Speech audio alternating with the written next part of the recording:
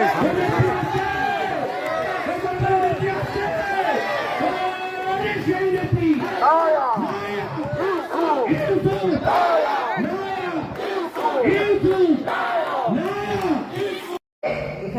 ধরে রাখতে পারবে।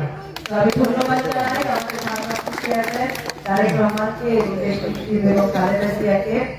এবং এটা সম্ভব হয়েছে আসলে আপনাদের ভালোবাসা এবং সমর্থনে।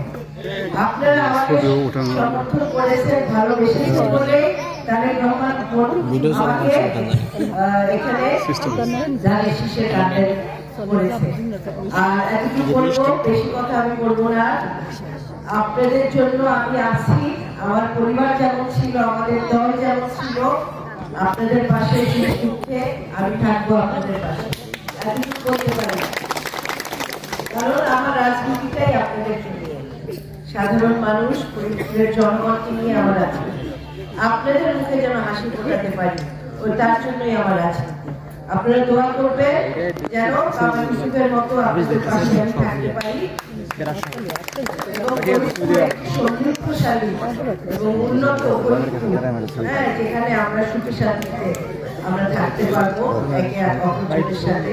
কোনো মানে অশান্তি আর হবে না ইনশাআল্লাহ। সেই ফরিদপুর আমরা করবো একসাথে। ধন্যবাদ, ইনশাআল্লাহ আবারও দেখা হবে। এবং ধন্যবাদ নেতৃত্বকে যারা অনুষ্ঠান আয়োজন করেছেন, জাপো এবং যুবদল, ছাত্রদল, সকলকে আমার ধন্যবাদ। এখানে ধরে রাখতে পারবে।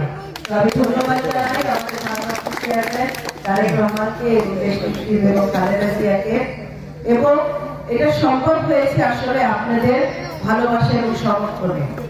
আপনারা আমাকে সমর্থন করেছেন, ভালোবেসেছেন বলে তারেক রহমান আমাকে এখানে জানে শীষের কাণ্ডে করেছে।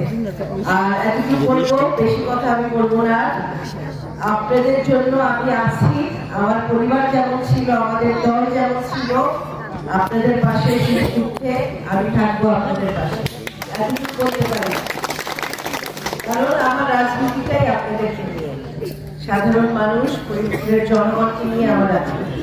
আপনাদের মুখে যেন হাসি ফোটাতে পারি, ওই তার জন্যই আমার আছে। আপনারা দোয়া করবেন যেন কামাল ইউসুফের মতো আপনাদের পাশে আমি থাকতে পারি সমৃদ্ধশালী এবং উন্নত যেখানে আমরা সুখী শান্তিতে আমরা থাকতে পারবো একে অপরের সাথে।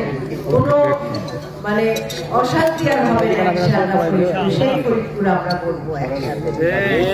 ধন্যবাদ, ইনশাআল্লাহ আবারও দেখা হবে। এবং ধন্যবাদ নেতৃত্বকে যারা অনুষ্ঠান আয়োজন করেছেন, জাপো এবং যুবদল, ছাত্রদল, সকলকে আমার ধন্যবাদ।